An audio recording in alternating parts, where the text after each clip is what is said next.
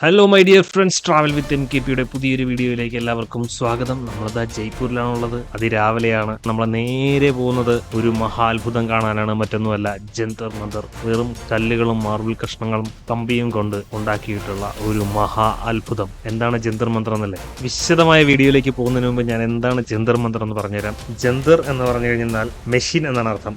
മന്തർ എന്ന് പറഞ്ഞാൽ കാൽക്കുലേറ്റ് എന്നാണ്. അപ്പോൾ കുറച്ച് ഇൻസ്ട്രുമെന്റ്സ് കൊണ്ട് സമയവും ആകാശത്തൂടെ പോകുന്ന ആ നക്ഷത്രങ്ങളും പിന്നെ അതോടൊപ്പം രാശിയും അങ്ങനെ നിരവധി കാര്യങ്ങൾ കാൽക്കുലേറ്റ് ചെയ്യാനുള്ള ഒരുപാട് മെഷീനറീസ്. എക്സാക്റ്റ് ആയിട്ട് പറഞ്ഞു കഴിഞ്ഞാൽ 19ഓളം മെഷീൻസ് ഉപയോഗിച്ചിട്ട് ഇവിടെ നമുക്ക് സമയം കാൽക്കുലേറ്റ് ചെയ്യാം. അത് 2 സെക്കൻഡ് വെച്ചിട്ടുള്ള ആ ഒരു ഇന്റർവെല്ലിൽ ഇവിടുത്തെ മിനിമം സെക്കൻഡ് എന്ന് പറയുന്നത് 2 സെക്കൻഡ് ആണ്. ഫ്രണ്ട്സ്, ഇരിക്കുന്നത് ഒരു സോളാർ ക്ലോക്ക് ആണ്. അതായത് 2 സമയങ്ങളുണ്ട് നമുക്ക്, ദക്ഷിണായനവും ഉത്തരായനവും. സൂര്യൻ വടക്കോട്ടും തെക്കോട്ടും മാറുന്ന ആ ഒരു സമയങ്ങളിൽ ഇതിന്റെ ഓരോ വശങ്ങളും പ്രവർത്തിക്കും. ഇതിന് 2 ഫേസ് ഉള്ള ഒരു ക്ലോക്ക് ആണ്. ഇതിന്റെ സെൻട്രലിൽ വെച്ചിട്ടുള്ള ആ ഒരു കമ്പിയിൽ നിന്നുള്ള ഷാഡോ വെച്ചിട്ട് നമുക്ക് ഇതിനകത്ത് മിനിറ്റും സെക്കൻഡും മണിക്കൂറും ഒക്കെ കാൽക്കുലേറ്റ് ചെയ്യാൻ പറ്റും. അങ്ങനെ ഇതിന്റെ മിനിയേച്ചറും അതിന്റെ വലിയൊരു ഫോം, അതായത് ലോകത്തിലെ തന്നെ ഏറ്റവും വലിയ സൺഡയലും ഒക്കെ നമുക്ക് ഇവിടെ കാണാൻ പറ്റും. അതാണ് ജന്തർ മന്തർ എന്ന് പറയുന്നത്. ഏകദേശം 300 വർഷങ്ങൾക്ക് മുൻപ് നല്ല ഉൾക്കാഴ്ചയുള്ള ഒരു രാജാവ് സ്വന്തം കൊട്ടാരത്തിന്റെ വളപ്പിൽ ഇത്തരത്തിലുള്ള ധാരാളം ഒബ്സർവേറ്ററികളും, അതായത് ആകാശത്തോടെ പോകുന്ന സെലസ്റ്റിയൽ ബോഡീസിന്റെയൊക്കെ ആ ഒരു നിരീക്ഷണത്തിന് വേണ്ടിയിട്ടുള്ള ഒരുപാട് യന്ത്രങ്ങളും, അതോടൊപ്പം തന്നെ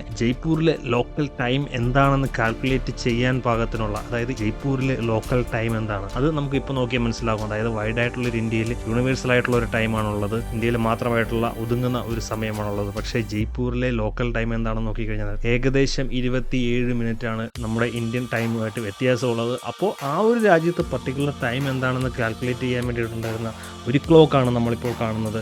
ഇതിന് 2 ഭാഗങ്ങളുണ്ട്. ലെഫ്റ്റ് സൈഡിൽ അത് നമുക്ക് മോർണിംഗ് പാർട്ടും റൈറ്റ് സൈഡിൽ ഈവനിങ് പാർട്ട്. അതായത് നേരം വെളുത്ത് വരുമ്പോൾ സൂര്യന്റെ നിഴല് ഏത് ഭാഗത്താണോ പതിക്കുന്നത് ആ ഒരു ഭാഗത്ത് വെച്ചിട്ട് അവിടുത്തെ സമയം നമുക്ക് കാൽക്കുലേറ്റ് ചെയ്യാൻ പറ്റും. നേരെ മറിച്ച് ഉച്ചയ്ക്ക് ശേഷം സൂര്യൻ അപ്പുറത്തെ സൈഡിലേക്ക് പടിഞ്ഞാറ് ഭാഗത്തേക്ക് ചായുമ്പോൾ ഉണ്ടാകുന്ന നിഴല് വെച്ചിട്ട് ആ ഒരു സമയത്ത് എത്രയാണ് എന്ന് കാൽക്കുലേറ്റ് ചെയ്യാൻ പാകത്തിന് വളരെ വിശദമായിട്ട് മണിക്കൂറുകളും മിനിറ്റുകളും സെക്കൻഡുകളും ഒക്കെ ആക്യുറേറ്റ് ആയിട്ട് വരുന്ന രീതിയിൽ ഡിസൈൻ ചെയ്തിട്ടുള്ള ക്ലോക്കുകളും. സവായ് ജയ്സിംഗ് രണ്ടാമനാണ് ഈ ഒരു നിർമ്മിതി ഇവിടെ ഉണ്ടാക്കിയത്. അദ്ദേഹം ഭയങ്കര ബ്രില്യൻ്റ് ആയിട്ടുള്ളൊരു രാജാവായിരുന്നു. മാത്തമാറ്റിക്സിലും ആർക്കിടെക്ചറിലൊക്കെ അഗ്രഗണ്യനായിട്ടുള്ള ഒരുപാട് വിഷണറീസ് ഉണ്ടായിരുന്ന, സയൻസിൽ ധാരാളം താല്പര്യമുണ്ടായിരുന്ന ഒരു മനുഷ്യനായിരുന്നു.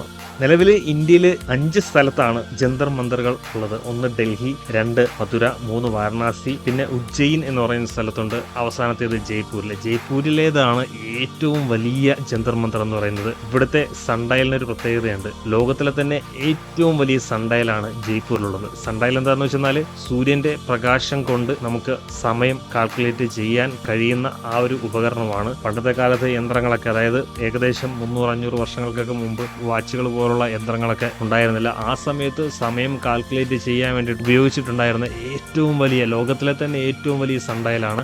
ഈ ഒരു യന്ത്രത്തിന്റെ പേര് സാമ്രാട്ട് യന്ത്രം എന്നാണ്. ഇതിന്റെ പ്രത്യേകത എന്താണെന്ന് വെച്ചാൽ ഇതിനകത്ത് 2 സെക്കൻഡിന്റെ ഡ്യൂറേഷനിൽ, അതായത് ആ ഒരു വ്യത്യാസത്തിൽ നമുക്ക് സമയം കാൽക്കുലേറ്റ് ചെയ്യാൻ പറ്റും. അതായത് ഓരോ 2 സെക്കൻഡിലും ഇതിനകത്ത് വീഴുന്ന ഷാഡോ ചേഞ്ച് ആയിക്കൊണ്ടിരിക്കും. അങ്ങനെ നമുക്ക് സമയം കാൽക്കുലേറ്റ് ചെയ്യാൻ പറ്റുന്ന ലോകത്തിലെ ഏറ്റവും വലിയ സൺഡയൽ, ഒരു സൺ ക്ലോക്കാണ് ഈ ഇരിക്കുന്നത്. അപ്പോൾ ഈ എൻറ്റയർ ജന്തർ മന്തറിനകത്ത് അങ്ങനെ ധാരാളം അത്ഭുതങ്ങൾ ഒളിപ്പിച്ചു വെച്ചിട്ടുണ്ട്. ഇതാണ് ഹവാമഹലിന്റെ മുകളിൽ നിന്നുള്ള ജന്തർ മന്തറിന്റെ കാഴ്ച. തൊട്ടപ്പുറത്തായിട്ട് നമുക്ക് സിറ്റി പാലസും കൂടെ കാണാൻ പറ്റും. അതോടൊപ്പം തന്നെ അങ്ങ് ദൂരെ ജയ്വാന കാനനൊക്കെ ഇരിക്കുന്ന ജയ്ഗർ ഫോർട്ടും അമീർ ഫോർട്ടും ഒക്കെ നമുക്ക് ഇവിടെ നിന്ന് കാണാൻ പറ്റും. അപ്പോൾ ജന്തർ മന്തർ നമ്മൾ ജയ്പൂരിലെത്തിയാൽ മസ്റ്റായിട്ടും വിസിറ്റ് ചെയ്തിരിക്കേണ്ട ഒരു സ്ഥലമാണ്. ജന്തർ മന്തർ കണ്ടതിന് ശേഷം നമ്മൾ നേരെ എത്തിയിട്ടുള്ളത് മറ്റെങ്ങുമല്ല, ബിർള ഹൗസ് മന്ദിർ എന്ന് പറയുന്ന ആ ഒരു മഹാക്ഷേത്രത്തിന്റെ മുമ്പിലാണ്. ഇതിനോട് ചേർന്നിട്ട് വലിയൊരു കോട്ടയുണ്ട്. അങ്ങോട്ടേക്ക് നമുക്കിപ്പോൾ പെർമിഷൻ ഒന്നും അനുവദിച്ചിട്ടില്ല, കാരണം അവിടെ അത് ക്ലോസ്ഡ് ആണ്. വൈകുന്നേര സമയമായി കഴിഞ്ഞാൽ ഈ ഒരു കോട്ടയും മൈതാനങ്ങളും ഈ ഒരു ക്ഷേത്രത്തിന്റെ ചുറ്റുമുള്ള പൂന്തോട്ടങ്ങളൊക്കെ ലൈറ്റ് ചെയ്ത് ഗംഭീരമാക്കി വെക്കുന്നുണ്ട്.